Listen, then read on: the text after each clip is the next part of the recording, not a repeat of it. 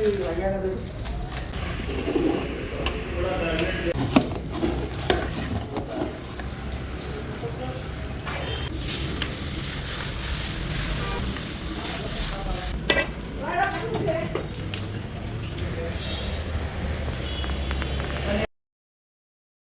ವರ್ಷ ಹಳೆ ಹೋಟ್ಲು.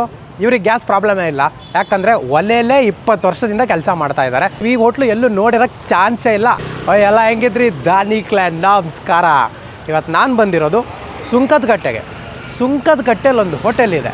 20 ವರ್ಷದಿಂದ ಒಲೆಯಲ್ಲೇ ಬೆಳಿಗ್ಗೆ ತಿಂಡಿ, ಮಧ್ಯಾಹ್ನ ಊಟ ಎಲ್ಲ ಪ್ರಿಪೇರ್ ಮಾಡ್ತಾ ಇದ್ದಾರೆ. ಅಂಥ ಒಂದು ಸೂಪರ್ ಡೂಪರ್ ಹೋಟೆಲ್. ನಿಮಗೆ ನೋಡಿದ್ರೆ ಹೋಟೆಲ್ ತೋರಿಸಿದ್ರೆ ಇಂಥ ಹೋಟೆಲ್ಲು ಒಂದು ಬೆಂಗಳೂರು ಮಹಾನಗರದಲ್ಲಿ ಇರುತ್ತಾ ಅನಿಸ್ಬಿಡುತ್ತೆ, ಯಾಕಂದರೆ ಆ ಥರ ಇದೆ. ಬನ್ನಿ ಅಂಥ ಒಂದು ಹೋಟೆಲಿಗೆ ಕರ್ಕೊಂಡು ಹೋಗ್ತೀನಿ. ನೋಡಿ, ಹಳೇದೇ ಇವಾಗ ಮತ್ತೆ ಅಲ್ವಾ, ಆದರೆ ಇವರು ಹಳತ್ರಿಂದ ಅದೇ ಮಾಡ್ಕೊಂಬಂದಿದ್ದಾರೆ. ಹೋಗೋಣ.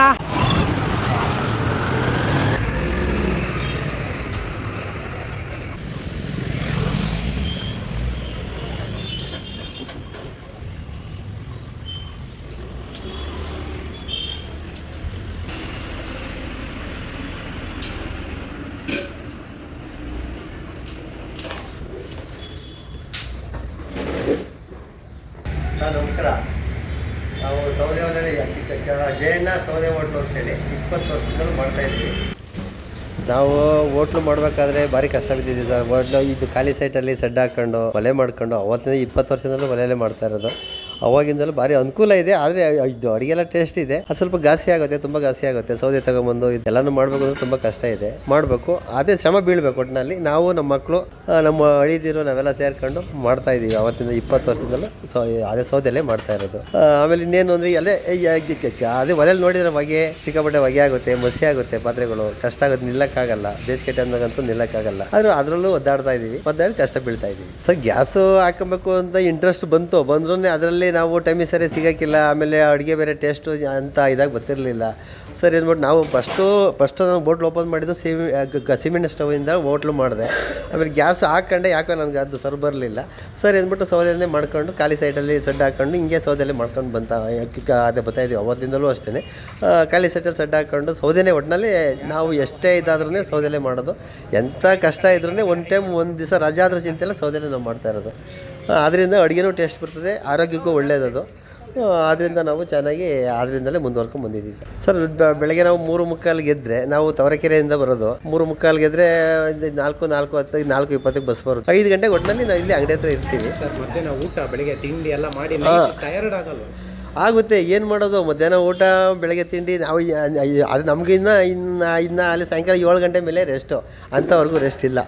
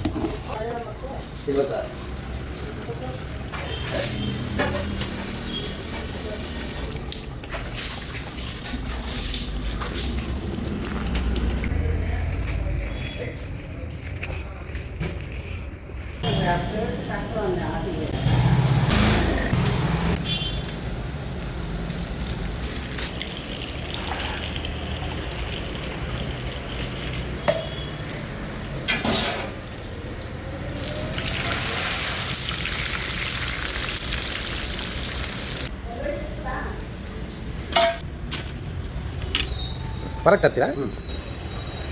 ಕತೆ ಸರಿಯಾಗಿ ಏನು ಹೋಗ್ತಿಲ್ಲ.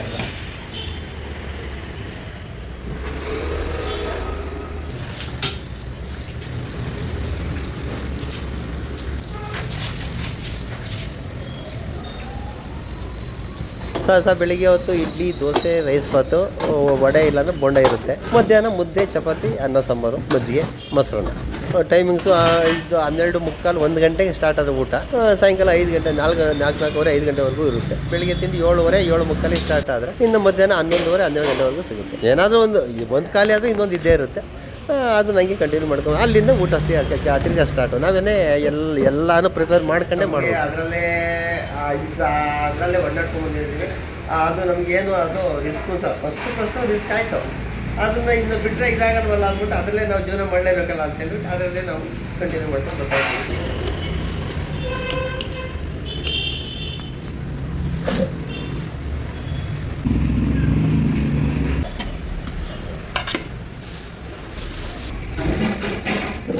ನಾಲ್ಕು ವರ್ಷದಿಂದ ಬರ್ತಾಯಿದ್ದೀನಿ. ಮತ್ತು ಇಲ್ಲಿ ಇಡ್ಲಿ, ರೈಸ್ ಬಾತು, ವಡೆ, ಬೋಂಡ ತುಂಬ ಚೆನ್ನಾಗಿರುತ್ತೆ. ಒಲೆನಲ್ಲಿ ಮಾಡ್ತಾರೆ, ಹಾಗಾಗಿ ತುಂಬ ಚೆನ್ನಾಗಿರುತ್ತೆ, ಒಳ್ಳೆ ಟೇಸ್ಟ್ ಇರುತ್ತೆ. ಅದಕ್ಕೋಸ್ಕರ 4 ವರ್ಷದಿಂದ ಬರ್ತಾಯಿದ್ದೀನಿ ನಾನಿಲ್ಲಿ. 20 ವರ್ಷದಿಂದ ಇವರು ಜಯಣ್ಣ ಇಲ್ಲಿ ಸೌದೆ ಒಲೆಯಲ್ಲಿ ಅಡುಗೆ ಮಾಡ್ತಾಯಿದ್ದಾರೆ. ಈಗ ಆ್ಯಕ್ಚುಲಿ ನಿಮಗೆ ಗೊತ್ತಿರೋ ಹಾಗೆ ಗ್ಯಾಸ್ ಪ್ರಾಬ್ಲಮ್ ಆಗಿರೋದ್ರಿಂದ ಗೊತ್ತಿದೆ ನಿಮಗೆ, ಎಷ್ಟೋ ಹೋಟ್ಲುಗಳೆಲ್ಲ ಕ್ಲೋಸ್ ಮಾಡಿದ್ದಾರೆ. ಇಲ್ಲಿ ತುಂಬ ಚೆನ್ನಾಗಿದೆ, ಟೇಸ್ಟಿ. ಬಂದು ನೀವು ಒಂದು ಸರಿ ನೋಡ್ಬೋದು.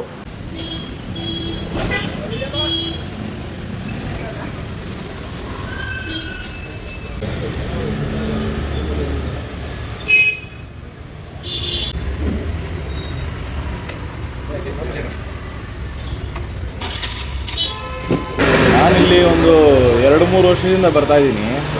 ಆಲ್ಮೋಸ್ಟ್ ಇಲ್ಲಿ ಎಲ್ಲ ತಿಂಡಿಗಳು ಚೆನ್ನಾಗಿರುತ್ತೆ. ನಾನು ಮೇಯ್ನ್ ತೊಗೊಳ್ಳೋದು ಇಡ್ಲಿ ಮತ್ತು ದೋಸೆ. ಮತ್ತು ಸೇಮ್ ಇಲ್ಲಿ ಏನು ಒಲೆಯಿಂದ ಮಾಡ್ತಾರಲ್ಲ, ಹಂಗಾಗಿ ಇದರಲ್ಲಿ ಮನೆ ಥರ ಫೀಲ್ ಆಗುತ್ತೆ. ಮತ್ತು ಇಲ್ಲಿ ಚಟ್ನಿ ಎಲ್ಲ ಚೆನ್ನಾಗಿರುತ್ತೆ. ಸೇಮ್ ಏನು ಸೋಡಾ ಇರಲ್ಲ, ಏನಿರಲ್ಲ. ಹಂಗಾಗಿ ನಾನು ಏನೇ ಮನೆಯಲ್ಲಿ ರಿಲೇಟಿವ್ಸ್ ಬಂದ್ರೂ ಇಲ್ಲಿಂದನೇ ಬಂದು ನಾನು ಪಾರ್ಸಲ್ ತೊಗೊಂಡೋಗೋದು. ನಾನು ರೆಗ್ಯುಲರ್ ಕಸ್ಟಮರ್ ಇಲ್ಲಿ. ಆಲ್ಮೋಸ್ಟ್ ಇಲ್ಲಿ ಸೌದೆಲೆಲ್ಲ ಮಾಡ್ತಾರಲ್ಲ, ಮನೆಯಲ್ಲಿ ತಿನ್ನೋ ಥರ ಫೀಲ್ ಆಗುತ್ತೆ. ಎಸ್, ಅಂತೂ ಫೈನಲಿ ಒಂದು ಸೌದೆ ಒಲೆಯಲ್ಲಿ ಮಾಡಿದಂತಹ ಸೂಪರ್ ಡೂಪರ್ ದೋಸೆ ತೊಗೊಂಡು ಬಂದೆ. ಇದು ದೋಸೆ ಮೇಕಿಂಗಲ್ಲೇ ನೋಡ್ತಾ ಇದ್ರಿ, ಮಾಡಬೇಕಿದ್ರೇ ಏನಿಲ್ಲ, ಇದು ಸಿಂಪಲ್. ಮನೆಯಲ್ಲೆಲ್ಲ ನಾವು ಮಾಡಿದ್ರೆ ಹೆಂಗಿರುತ್ತೋ ಹಾಗೆ ಒಂದು ದೋಸೆ ಹುಯ್ದರು, ಅದ್ರ ಮೇಲೆ ಸ್ವಲ್ಪ ಎಣ್ಣೆ ಹಾಕಿದ್ರು, ಚಟ್ನಿ ಜೊತೆ ಕೊಟ್ಟರು. ಸಿಂಪಲ್ ಆಗಿರೋಂತಹ ದೋಸೆ, ಪ್ಲೈನ್ ದೋಸೆ. ಏನು ಇವಾಗ ಖಾಲಿ ದೋಸೆ ಹೇಳ್ತೀವಿ, ಹಂಗೆ ಒಂದು ದೋಸೆ ಆರ್ಡ್ರ್ ಮಾಡಿದೆ. ಅದಕ್ಕೆ ನಿಮಗೆ ಸ್ವಲ್ಪ ಗಟ್ಟಿ ಚಟ್ನಿ ಕೊಡ್ತಾರೆ, ಆಮೇಲೆ ಒಂದು ವಡೆ ಕೊಡ್ತಾರೆ. ಇದ್ರ ಜೊತೆಗೆ ನೋಡೋಣ ಒಂದು ಟೇಸ್ಟು. ಫಸ್ಟಿಗೆ ಈ ಒಂದು ದೋಸೆನ ನಾನು ಒಂದು ಒಳ್ಳೆ ಚಟ್ನಿ ಕೊಟ್ಟಿದ್ದಾರೆ, ಗಟ್ಟಿ ಚಟ್ನಿ. ರೊಟ್ಟಿಗೆ ಒಂದು ಟೇಸ್ಟ್ ನೋಡೋಣ ಹೆಂಗಿದೆ ಅಂತ. ಮೀಡಿಯಮ್, ಏನು ನಿಮಗೆ ರೋಸ್ಟು ಪಾಸ್ಟು ಏನಿಲ್ಲ, ಮೃದುವಾದ ದೋಸೆ, ಅದಕ್ಕೆ ಕೊಟ್ಟ ಚಟ್ನಿ. ಅದ್ಭುತವಾಗಿದೆ ದೋಸೆ ಮಾತ್ರ. ನಿಮ್ಗೆ ಕೊಟ್ಟಿರೋ ಚಟ್ನಿನೂ ಅಷ್ಟೇ ಸ್ಪೈಸಿ ಆಗಿದೆ. ಇಲ್ಲಿ ಒಂದಂತೂ ಹೌದು, ಚಟ್ನಿ ತುಂಬ ಸ್ಪೈಸಿ ಆಗಿದೆ, ಬಟ್ ದೋಸೆ ತುಂಬ ಸಾಫ್ಟಾಗಿ ಸಖತ್ತಾಗಿ ಬಂದಿದೆ. ಸೊ ಅದಕ್ಕೆ ನೀವು ಸ್ಮೂತಾಗಿರೋ ದೋಸೆಗೆ ಈ ಒಂದು ಸ್ಪೈಸಿ ಚಟ್ನಿ ಹಾಕ್ಕೊಂಡಿರಲ್ಲ, ಸಖತ್ ಮಜಾ ಕೊಡುತ್ತೆ. ನನಗಂತೂ ಈ ಒಂದು ಚಟ್ನಿ ಜೊತೆ ತಿನ್ನಕ್ಕೆ ಸಿಕ್ಕಾಪಟ್ಟೆ ಮಜಾ ಕೊಡ್ತು. ಕಂಪ್ಲೀಟ್ಲಿ ಹೋಮ್ಲಿ ಫೀಲ್ ಅಂತ ಹೇಳ್ಬೋದು. ಇದರ ನಂತರ ಒಂದು ಒಳ್ಳೆ ಬೋಂಡ, ದೋಸೆ ಜೊತೆಗೆ ಒಂದು ಬೋಂಡ, ಇವನ್ ರೈಸ್ ಬಾತಿಗೆಲ್ಲ ತುಂಬ ಚೆನ್ನಾಗಿರುತ್ತೆ. ಬೋಂಡನೂ ಚೆನ್ನಾಗೇ ಇದೆ. ಸೊ ನನಗಂತೂ ಇಲ್ಲಿನ ದೋಸೆ ಮತ್ತು ಬೋಂಡ ಸಖತ್ ಇಷ್ಟ ಆಯಿತು. ಒಲೆಯಲ್ಲಿ ಮಾಡಿದ್ರೆ ಅದರದೊಂದು ರುಚಿನೇ ಬೇರೆ, ಅದು ನಿಮಗೆ ತಿಂದಾಗ ಗೊತ್ತಾಗುತ್ತೆ. ನನಗೆ ಇಲ್ಲಿದೆರಡು ಸಿಕ್ಕಾಪಟ್ಟೆ ಇಷ್ಟ ಆಯಿತು. ಓಕೆ, ಇದಾದಮೇಲೆ ನಾನು ತಗೊಂಡದ್ದು ಇನ್ನೊಂದು ಐಟಮ್ ಇಲ್ಲಿ ಇಡ್ಲಿ ಮತ್ತು ಸಾಂಬಾರು. ಆ್ಯಕ್ಚುಲಿ ನಿಜ ಹೇಳ್ತೀನಿ, ಇಲ್ಲಿನ ಸಾಂಬಾರೇ ನನಗೆ ಸಿಕ್ಕಾಪಟ್ಟೆ. ಅಲ್ಲಿ ಅವ್ರು ಆಗ್ತಾ ಇರುವಾಗಲೇ ಈ ಟೇಸ್ಟ್ ಮಾಡಲೇಬೇಕಂತ ತಗೊಂಡೆ. ಯಾಕಂದರೆ ಒಲೆಯಲ್ಲಿ, ಸೌದೆ ಒಲೆಯಲ್ಲಿ ಮಾಡಿರೋಂಥ ಒಂದು ಸಾಂಬಾರು ಯಾವತ್ತೂ ರುಚಿ ಜಾಸ್ತಿನೇ ಇರುತ್ತೆ. ಸೌದೆ ಒಲೆ ಅನ್ನೋದೇ ಒಂದು ಹೋಮ್ಲಿ ಫುಡ್ಡು. ಇಡ್ಲಿ ಮಾತ್ರ ಒಂದು ಹೇಳಲೇಬೇಕು ನಾನು ನಿಮಗೆ. ದೋಸೆ ತೊಗೊಂಡೆ, ಫುಲ್ಲು ನನಗೆ ಒಂದು ಪ್ಲೇಟ್ ದೋಸೆ ಟೇಸ್ಟ್ ಸಾಕು. ಯಾಕಂದರೆ ದೊಡ್ಡ ದೋಸೆ, ಅದೂ ದಪ್ಪವಾಗಿರುತ್ತೆ. ತೆಳು ದೋಸೆ ಈಗ 5-6 ದೋಸೆ ತಿಂದರೂ ಸಾಲಲ್ಲ ಅನ್ನೋ ಕಾಲದಲ್ಲಿ ಒಂದು ಪ್ಲೇಟ್ ದೋಸೆನೇ ಫುಲ್ ಆಯಿತು. ಅದಕ್ಕೋಸ್ಕರ ಒಂದು ಅರ್ಧ ಇಡ್ಲಿ ಸಾಂಬಾರಿಗೋಸ್ಕರ ತೊಗೊಂಡಿರೋದು. ಒಲೆಯಲ್ಲಿ ಮಾಡಿದ ಸಾಂಬಾರು ಜೊತೆ ಒಂದು ಇಡ್ಲಿ ಟೇಸ್ಟ್ ನೋಡೋಣ ಹೆಂಗಿದೆ ಅಂತ. ಆಹಾ, ಇಡ್ಲಿ ಅಂತೂ ತುಂಬಾ ಸ್ಮೂತ್ ಆಗಿದೆ. ಅದೂ ಒಲೆಯಲ್ಲೇ ಮಾಡೋದು. ಅದ್ರ ಜೊತೆಗೆ ಎಲ್ಲ ತರಕಾರಿ ಎಲ್ಲ ಹಾಕಿರುವಂತಹ ಒಂದು ಸೂಪರ್ ಡೂಪರ್ ಸಾಂಬಾರು.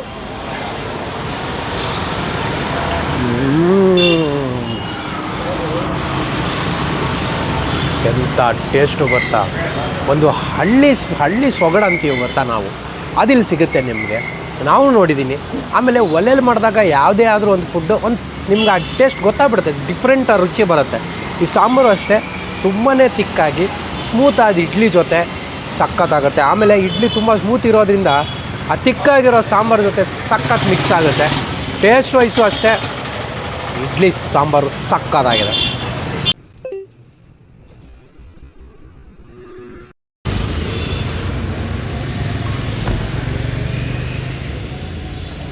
ಓಕೆ, ಇದಾಗಿತ್ತು ನನ್ನ ಇವತ್ತಿನ ಸ್ಪೆಷಲ್ ವೀಡಿಯೋ. ನೋಡಿದ್ರಿ, ಈ ಒಂದು ಹೋಟೆಲೇ ತುಂಬ ಡಿಫ್ರೆಂಟ್ ಆಗಿದೆ. ಆಮೇಲೆ ಅವ್ರ ಕಷ್ಟ ನೋಡಿದ್ರಿ, ಆ ಒಲೆ ಮುಂದೆ ಅಷ್ಟು ಈಸಿ ಅಲ್ಲ ಮಾಡೋದು. ನಂಗೆ 10 ನಿಮಿಷ ಶೂಟ್ ಮಾಡೋಕ್ಕಾಗಿಲ್ಲ, ಬೆವರು ಇಳಿತಾ ಇತ್ತು. ಇವ್ರು ಬೆಳಿಗ್ಗೆ ತಿಂಡಿ ಮುಗಿಸಿ ಮಧ್ಯಾಹ್ನ ಊಟನೂ ಮುಗಿಸಿ ಎಲ್ಲ ಆ ಒಲೆ ಮುಂದೆ ಮಾಡ್ತಾರೆ. ತುಂಬ ಚೆನ್ನಾಗಿದೆ. ನಾನು ದೋಸೆ ಇಡ್ಲಿ ಟ್ರೈ ಮಾಡಿದೆ, ನಂಗೆ ಇಷ್ಟ ಆಯಿತು. ಮಧ್ಯಾಹ್ನ ಊಟನೂ ಇದೆ ಅಂತೆ, ಮುದ್ದೆ ಊಟ ಅದೆಲ್ಲ ಇದೆ. ಇದೆಲ್ಲನೂ ಒಲೆಯಲ್ಲೇ ಮಾಡ್ತಾರೆ. ಸೊ ನೋ ಗ್ಯಾಸ್ ಇಶ್ಯೂಸ್, ಇವರಿಗೆ ಗ್ಯಾಸ್ ಪ್ರಾಬ್ಲಮ್ ಇರೋದೇ ಇಲ್ಲ. ಆಮೇಲೆ ಈ ಒಂದು ಹೋಟೆಲ್ ಎಲ್ಲಿ ಬರುತ್ತೆ, ಇದರ ಅಡ್ರೆಸ್ಸು ಲೊಕೇಶನ್ನು ನೀಟಾಗಿ ಡಿಸ್ಕ್ರಿಪ್ಷನಲ್ಲಿ ಹಾಕಿರ್ತೀನಿ. ಕ್ಲಿಕ್ ಮಾಡಿದ್ರೆ ಡೈರೆಕ್ಟ್ ಇಲ್ಲಿಗೆ ಬರುತ್ತೆ. ಗೂಗಲ್ ಮ್ಯಾಪಲ್ಲಿ ಜಯಣ್ಣ ಸೌದೆ ಒಲೆ ಹೋಟೆಲ್ ಅಂದರೂ ನಿಮ್ಮನ್ನು ಅಲ್ಲಿಗೆ ಕರ್ಕೊಂಬರುತ್ತೆ. ಸೊ ಇದಾಗಿತ್ತು ನನ್ನ ಇವತ್ತಿನ ಸ್ಪೆಷಲ್ ವೀಡಿಯೋ. ಮುಂದಿನ ವಾರ ಇನ್ನೊಂದು ಸೂಪರ್ ಡೂಪರ್ ವೀಡಿಯೋದೊಂದಿಗೆ ನಿಮ್ಮ ಮುಂದೆ ಬರ್ತೀನಿ. ಅಲ್ಲವರೆಗೂ ಖುಷಿಯಾಗಿರಿ, ನಗ್ತಾಯಿರಿ, ಟೇಕ್ ಕೇರ್, ಬಾಯ್.